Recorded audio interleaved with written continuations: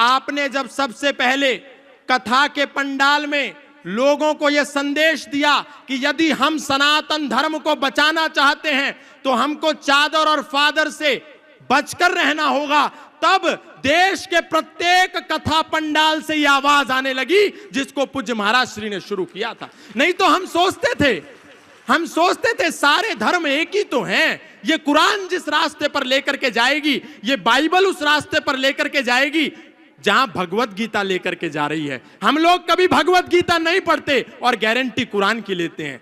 हम लोग कभी वेद नहीं उठा करके देखते और दावा बाइबल का करते हैं, जबकि यदि हम पढ़ें तो हमको पता चलेगा कि हमारा वेद तो कहता है संग छद्वम संवदध्वम संवो मनांसि जानताम देवा भागम यथा पूर्वे संजानानाम उपासते। हमारा वेद कहता है सर्वे भवन्तु सुखिनः सर्वे सन्तु निरामया सर्वे भद्राणि पश्यन्तु मा कश्चित् दुःख भाग् भवेत्।